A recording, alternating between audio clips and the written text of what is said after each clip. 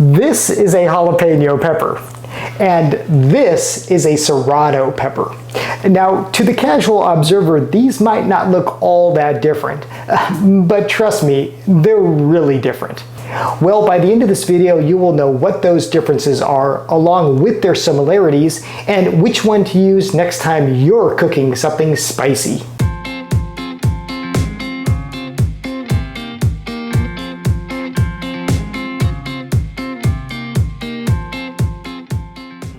Hello and welcome to I Want to Cook. My name is Chef Matt, and this channel is all about helping you be a better cook no matter your skill level. And yes, today we are talking peppers. Now, if you watch this channel semi-regularly even, you know that I like peppers, I like spicy foods. I even did really stupid things like trying a ghost pepper and trying to bomb hot sauce.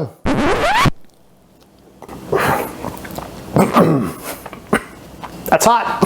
I really like spicy food, but even if you're not necessarily a chili head, you might find yourself cooking with a pepper like a jalapeno or even a Serrano. So let's talk about these two peppers that are pretty easily found in most US supermarkets, and I'm sure they're available around the world wherever you're watching this.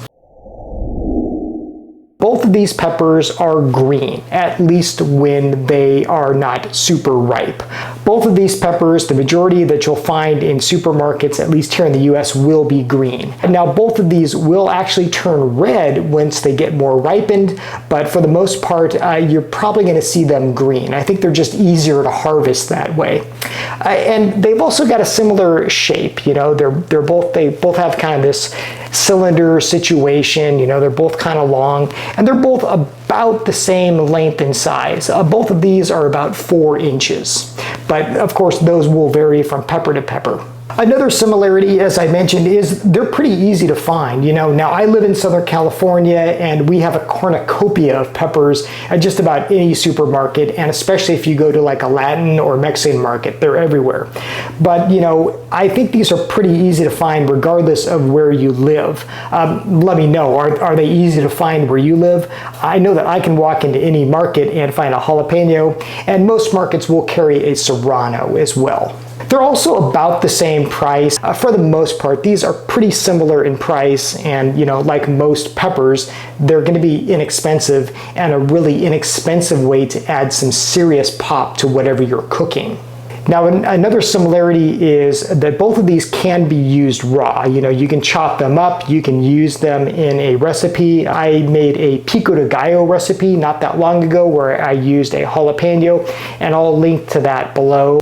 These also roast really well. So, you can pop these into an oven, you can even char them over a flame, and they roast up really nicely. Both of them can also be found pickled. Here you can see I have a can of jalapenos. If you've ever had nachos at like a baseball game or something, or even like at a convenience store, you probably found some pickled jalapenos on the side. They come sliced, they come whole, they're really popular. You could probably walk into even like a gas station convenience store and find pickled jalapenos. There are pickled Serranos, but they're a little bit harder to find. I had to go to actually a Mexican market in my area to find these. They do exist, but they are a little bit harder to find. Now let's talk about their differences, starting with the jalapeno. The jalapeno is absolutely the milder of these two peppers. When we talk about a pepper's spiciness, we use what's called a Scoville rating. And just think of that as like, horsepower for a car's engine, or maybe miles per gallon for its fuel economy. We talk about Scoville when we're talking about the spice factor of a jalapeno. Generally speaking, it ranges from about 2,500 to 8,000 Scoville units. So, that's still pretty spicy. And, some people, even this will be like way too spicy, but it's not like crazy spicy. It's not like when I ate that ghost pepper and, I was just, it was really strong. And of course, these really range. 2,500, 8,000 is quite a range. So I've had some jalapenos where, they almost tasted like a bell pepper, and I've had others where, they're closer to something quite a bit spicier.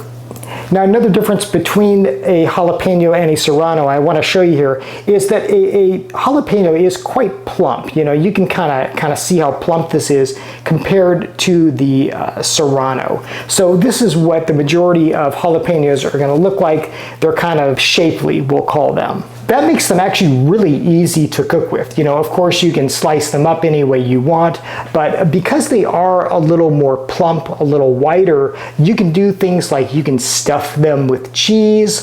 If you've ever had like a jalapeno popper, you know that you can bread these as well and fry them up. They're really delicious that way. So kind of their plump size makes them a little more versatile for cooking. And then finally, a couple of neat factoids about jalapenos before we move on to serranos. When you smoke and dry a jalapeno, you get what's called a chipotle pepper, kind of like the Mexican restaurant. You know, come to think of it, does Chipotle actually have chipotle peppers? I truly have no idea. So if you eat at Chipotle and they have chipotle peppers, I'm really curious about that.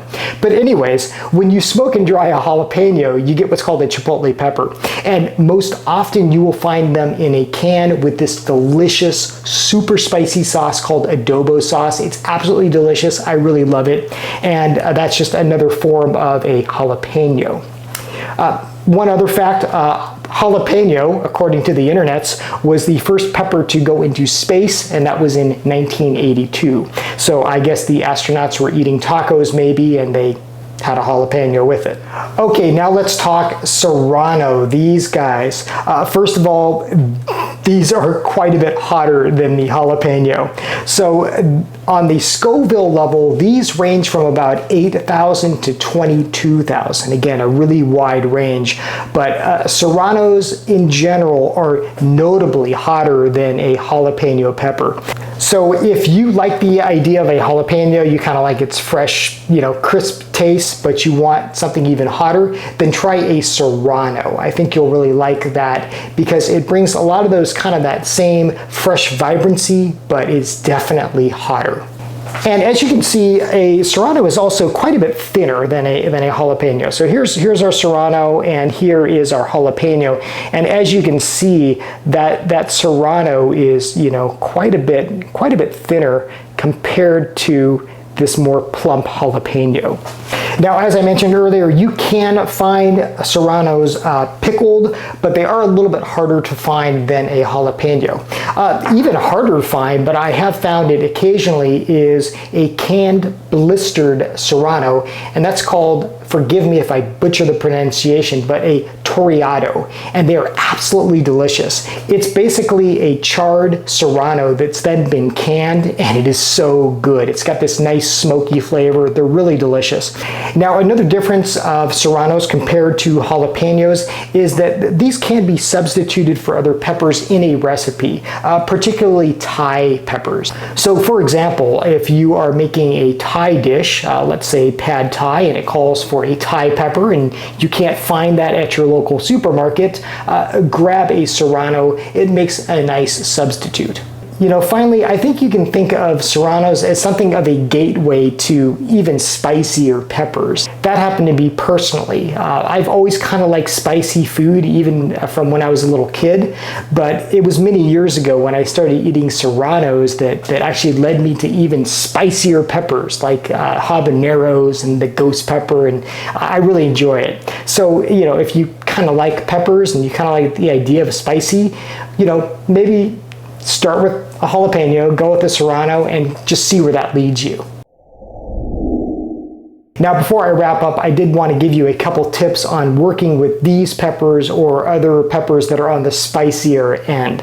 And that is, if you're kind of new to using these raw and cutting them up, you might want to use gloves.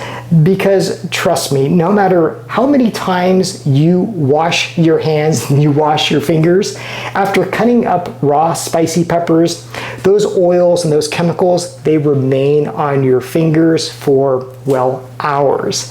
And, you know, inadvertently, I've done this a million times. I will like rub my eye or, you know, rub another, shall we say, sensitive part of my body, and it stings. So, always wash your hands really well after working with a raw pepper like this. And if you're really sensitive, you might want to use like latex gloves or something like that. And again, don't touch your eyes after working with these peppers. Now, one other tip is when you are using these raw, when you're cutting them up, you can cut out the seeds and the white portion called the pith. That'll take away some of the heat and some of the bitterness and just leave you with some of the kind of crisper notes of these peppers. So there you go. There's a little tutorial on jalapenos versus serrano peppers. I hope this helped, and I can't not wait to hear your comments on which one you like more, which peppers you find yourself using the most, and just, other peppers that you really enjoy cooking and eating with. Hey, as always, thank you for watching. Thank you for subscribing. If you are new to the channel, welcome. Welcome to my kitchen. I am so happy that you are here. Until next time, I hope you want to cook.